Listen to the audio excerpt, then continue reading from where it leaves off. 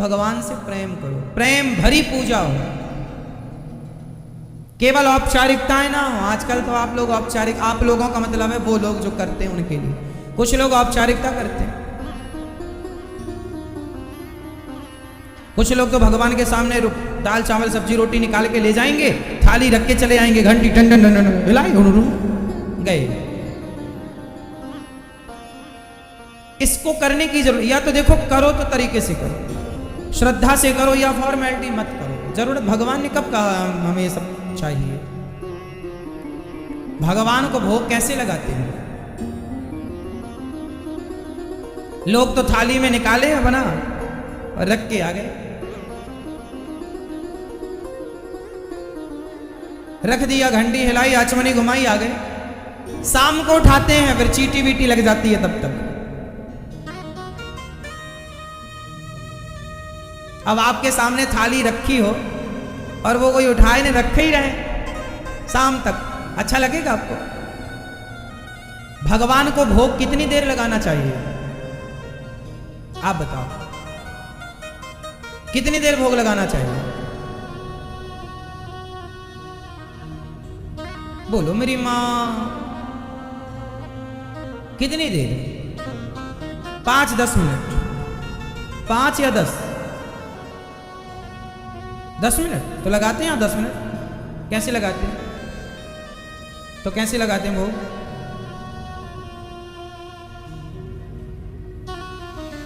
भोग कैसे लगाना चाहिए भगवान को समझते हैं।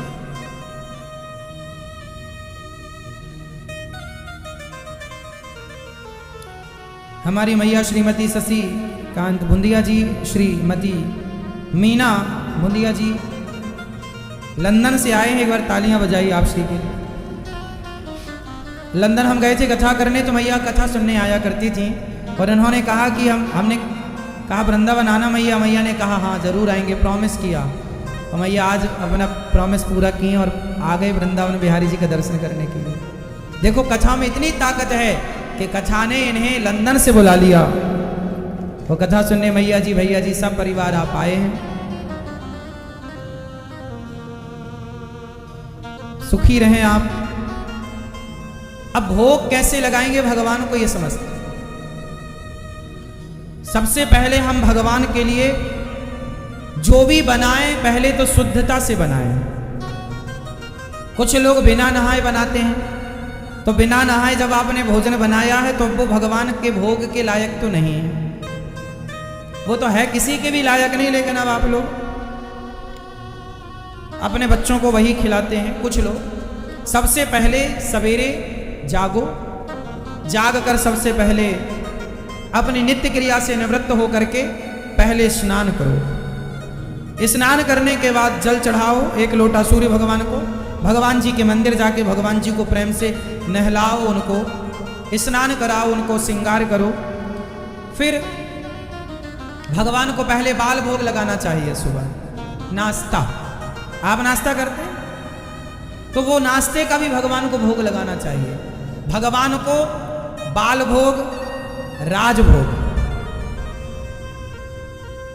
है ना? तो सुबह के भोग को क्या बोलते हैं? बाल भोग। दोपहर के भोजन को राजभोग। तो राजभोग मतलब हमारे भगवान राजा है ना। हमारे भगवान राम जी कौन है? राजा। भगवान कृष्ण कौन है? द्वारिकाधीश। तो राजा है ये। तो राजा को राजसी चाहिए, राजा टाइप का। क्या बनाए?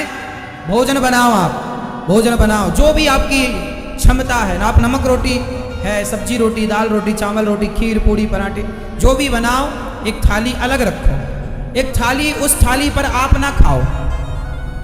भगवान की थाली, और थाली तांबे की नहीं होनी चाहिए, तांबे की थाली नहीं। तांबे पर भोजन नहीं किया जाता, तांबे के बर्तन में भोजन नहीं किया जाता। तांबे के बर्तन से केवल पानी पिया जाता है। तांबे के लोटे से पानी पी सकते हैं आप, वो भी बिना मुंह में लगाए ऊपर से।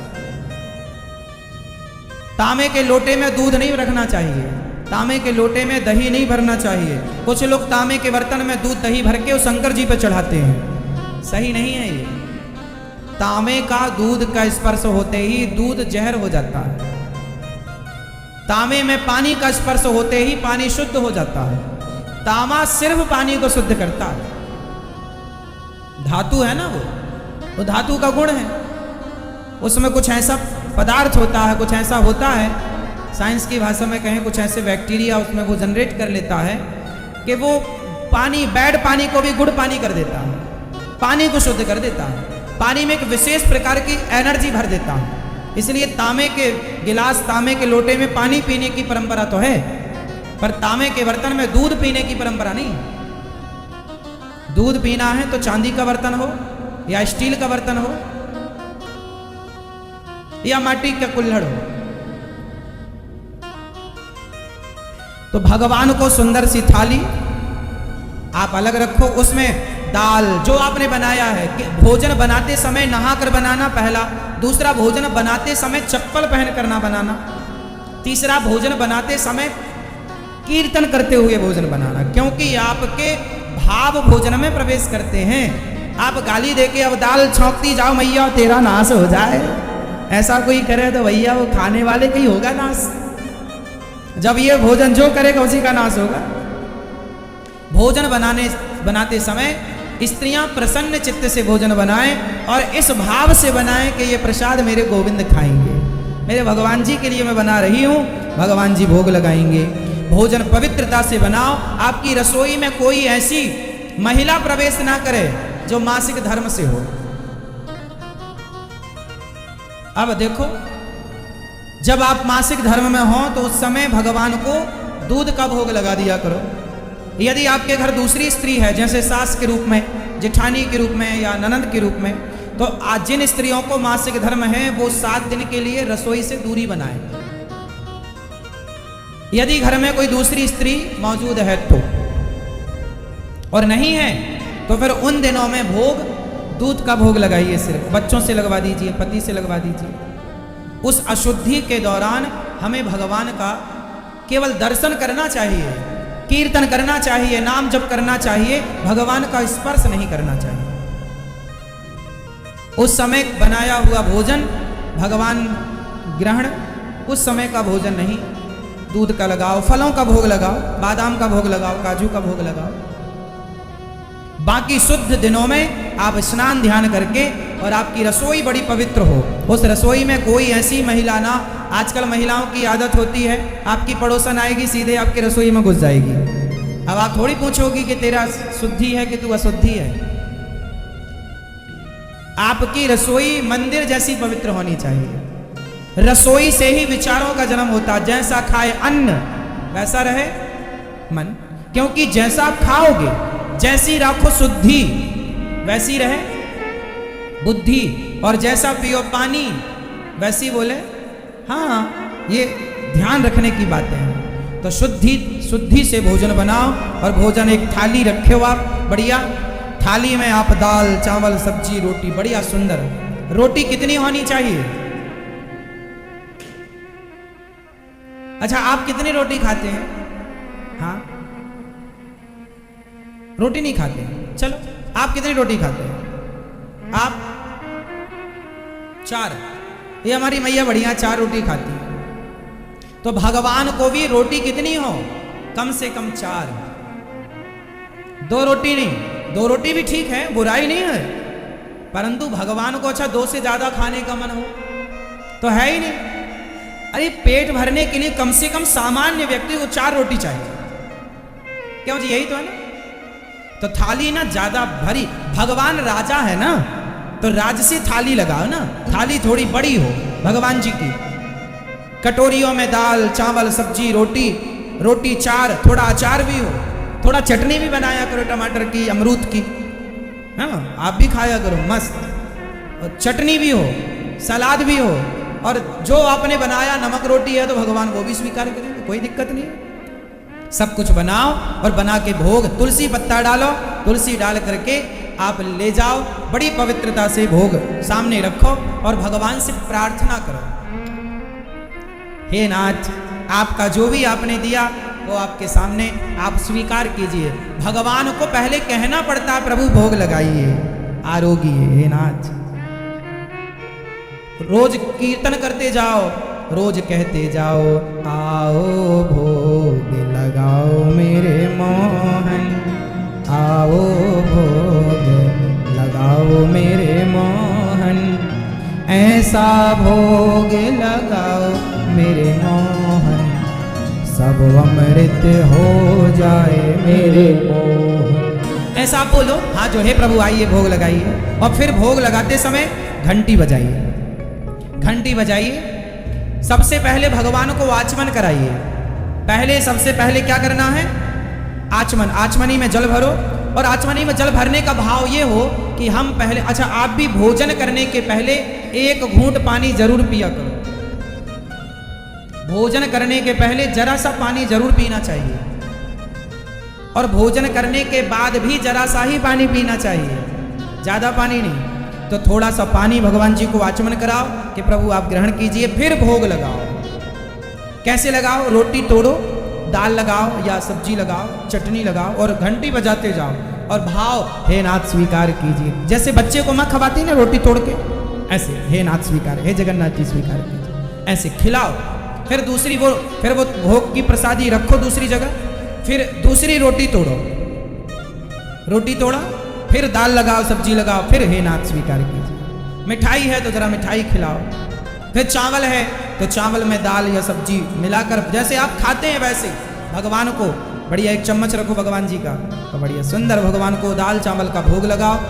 कम से कम 5 बार, कम से कम कितनी बार? 5 बार भगवान जी को। और ये भाव बनाओ कि भगवान खा रहे हैं, मिठाई पापड़ जो भी आपने सब कुछ भोग लगा। और भोग लगाने के बाद फिर भगवान का आचमन करो। क्या करो? आचमन 3 बार आचमनी से जल घुमाओ, इस भाव से कि भगवान जरा सा पानी पी रहे। फिर क्या होना चाहिए? फिर अपनी रसोई में ना एक छोटा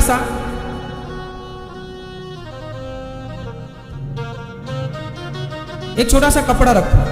देखो भगवान को आचमन करा दिया, बच्चे का मुंह पहुंचते हैं कि नहीं, एक छोटा सा कपड़ा रखो, उस कपड़े को अपनी इन उंगलियों में ऐसे फंसा के ऐसे ऐसे भाव से ये भाव बनाओ कि हम भगवान का मुंह साफ कर रहे हैं।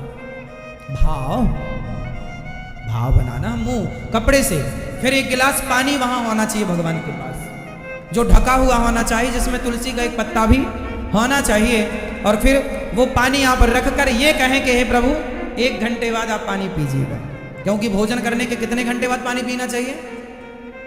भोजन के तुरंत बाद पानी नहीं पीना चाहिए, भोजन के तुरंत बाद थोड़ा सा पानी पीना चाहिए मुंह साफ करने के लिए, शुद्धि भी जरूरी है, पर ज्यादा नहीं। तो वो गिलास पानी ढक के रखो तुलसी भगवान से, हे नाथ जल स्वीकार कीजिएगा। अब वो थाली जो आपकी भोग लग गई, अब वो थाली का क्या करेंगे? वो थाली उठाओ, अपनी रसोई में लाओ और दाल को दाल में मिलाओ।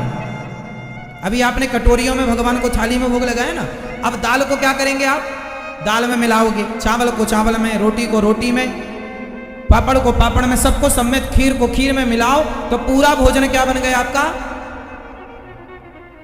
वो बन गया प्रसाद।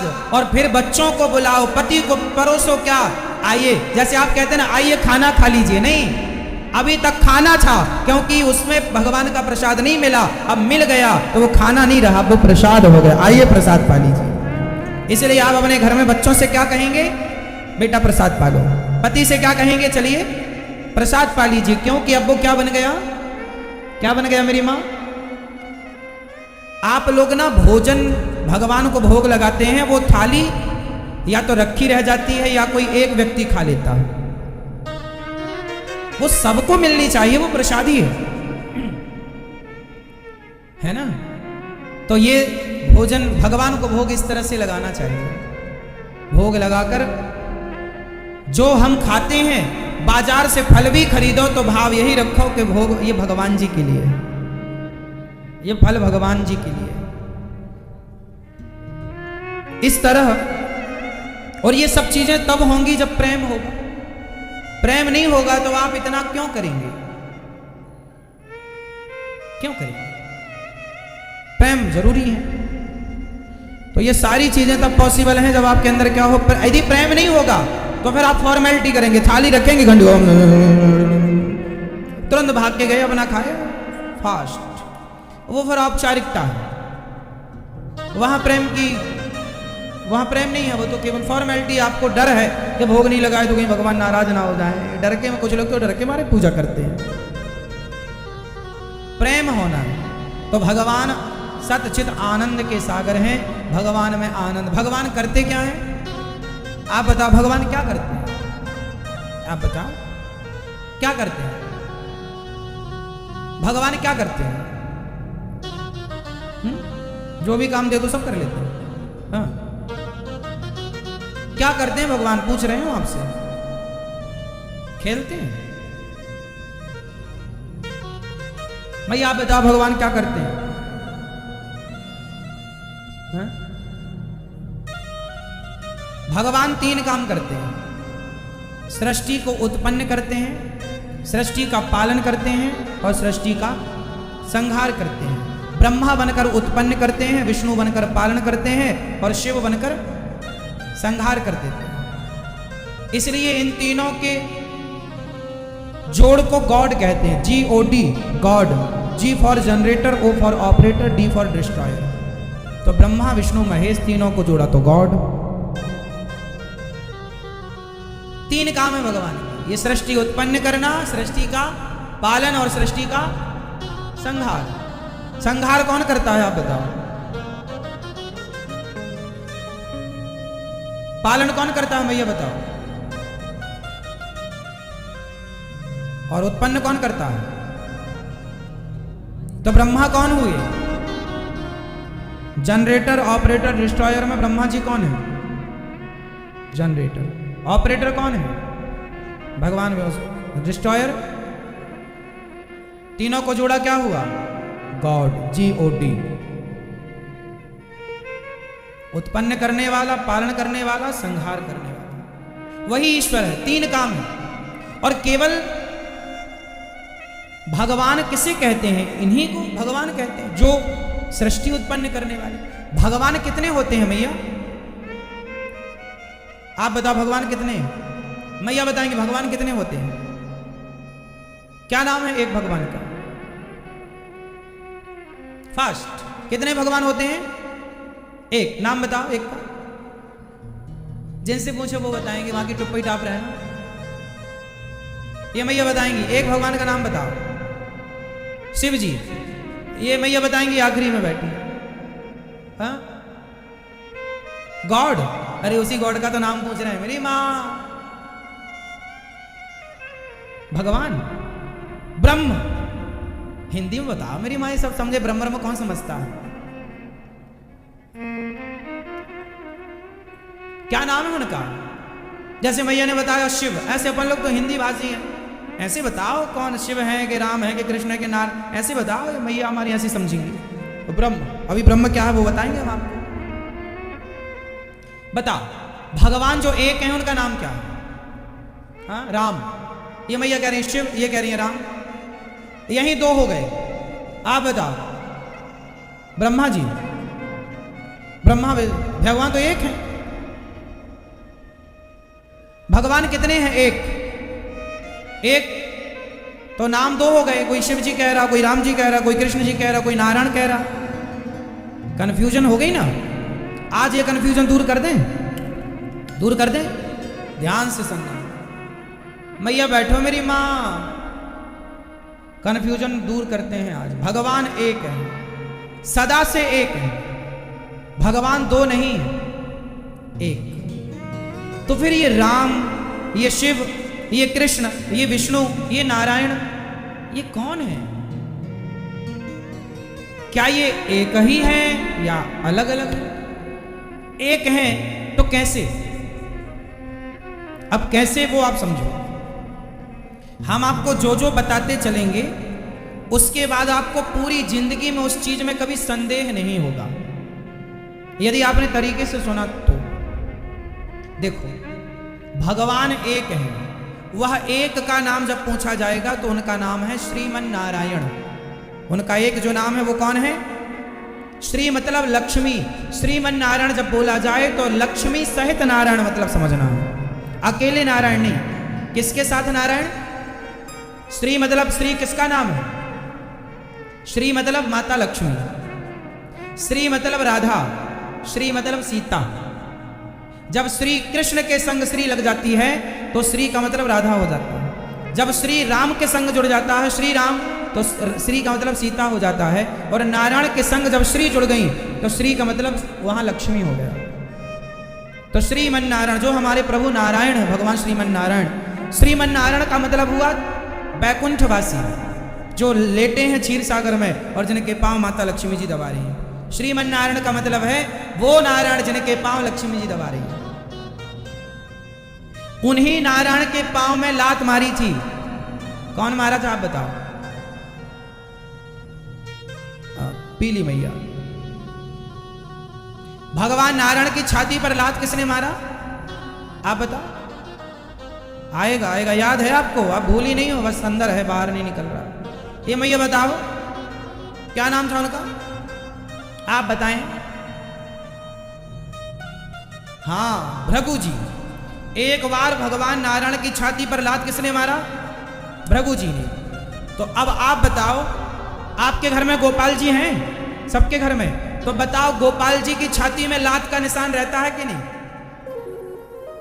हाँ या ना? ध्यान से देखना, नहीं देखा हो तो आप अपने घर के गोपाल जी की छाती को ध्यान से देखना, वहां एक पांव का निशान होगा।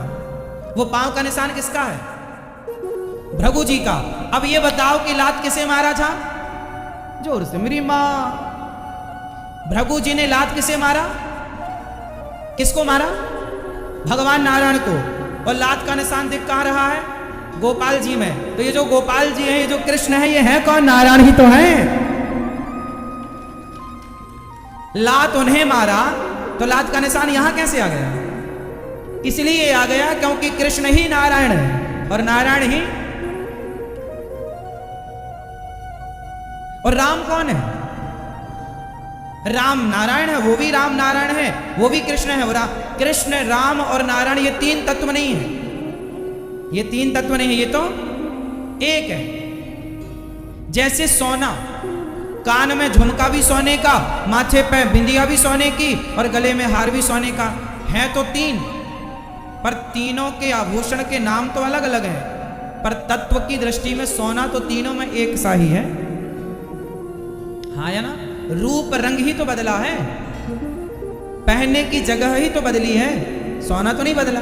उसी तरह राम त्रेता में आए और कृष्ण द्वापर में आए। और ये जो गोपाल जी है ना, इन्हें कृष्ण भक्त गोपाल जी मानते हैं और राम भक्त इन्हें रघुनंदन मानते हैं, मेरे राम लला है। इन्हें अयोध्या जी में क्या बोला जाता है? राम लला। और इन्हें वृंदावन में क्या बोला जाता है? जोर से, मेरी मां। यहां इन्हें बोला जाता है लड्डू गोपाल, गोपाल जी। वृंदावन में बोला जाता है गोपाल जी और अयोध्या जी में बोला जाता है राम लला। तो ये राम भक्तों के लिए राम है और कृष्ण भक्तों के लिए कृष्ण है। जाकी रही भावना जैसी, प्रभु मूरत देखी तन तैसी। ईश्वर एक है, वही नारायण कृष्ण है, वही नारायण राम, वही नारायण नरसिंह है, वही नारायण वामन, वही नारायण धनवंतरी, कच्छप, मोहिनी, 24 अवतार लिए ना भगवान ने। तो ईश्वर कितने हैं? अब बात करते हैं शंकर जी की। ये शंकर जी कौन है? तो सुनो, भगवान नारायण ने 3 रूप धारण किए लीला के लिए। जैसे बिजली में तार कितने होते हैं? 3, फेस 1, फेस 2, फेस 3। बिजली एक होती है ना, लेकिन एक बिजली को 3 भागों में डिवाइड किया जाता है ताकि बड़ी मशीन चल सके, ज्यादा पावर हो सके। तो एक बिजली को 3 भागों में डिवाइड किया, फेस 1, फेस 2, फेस 3। उसी प्रकार एक परमात्मा 3 भागों में डिवाइड हो गए ताकि 3 व्यवस्था हो सके। ब्रह्मा बनकर सृष्टि उत्पन्न किया, विष्णु बनकर पालन किया, शिव बनकर संहार किया। तो वो ब्रह्मा विष्णु महेश तीनों भी एक नारायण ही है, इनमें कोई भेद नहीं। हरि हरि और न भेदा। त्रेता में शंकर जी हनुमान बनकर आए। त्रेता में राम जी के पास हनुमान जी थे। हनुमान जी कौन? मैया जा रही हो मेरी मां? टाटा, जल्दी आना।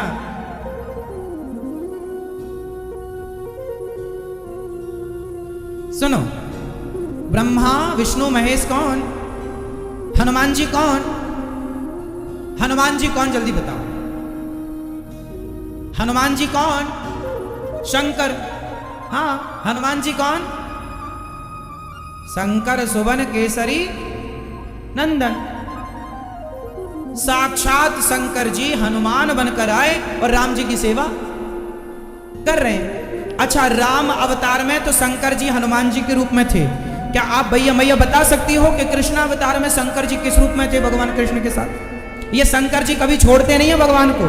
राम बनकर आए तो हनुमान जी, और कृष्ण बनकर आए तो मैया बताएंगी, जिनसे पूछे ये मैया बताएंगी चश्मा वाली। सब लोग टुप्पी टाप रहे ना। मैया बताओ, कृष्ण अवतार में शंकर जी किस रूप में थे? आज भी कृष्ण जी के मंदिर में आज भी कृष्ण जी के मंदिर में भगवान शंकर रहते हैं। किस रूप में रहते हैं पता नहीं, आपको पता है या नहीं? नहीं पता होगा तो ये दास बताएगा, और पता है तो अच्छा लगेगा। मैया आपको पता है? नहीं, मैया आपको पता है? भाई आपको पता है? आपको पता है? हाँ, गोपी। हाँ, गोपी भी बनकर आए थे शंकर जी, ठीक कह रहे हो आप। एक दिन वो भोले भंडारी बनकर के ब्रजनारी। हाँ, कौन? मैया बता मेरी माँ। जाओ शांति से। तो शंकर जी भगवान से अलग थोड़ी हैं, भगवान की सेवा में सब रहते हैं। इसलिए काशी में जो मरता है उसे मुक्ति मिलती है। बोलो हाँ, बोलो हाँ या ना? तो काशी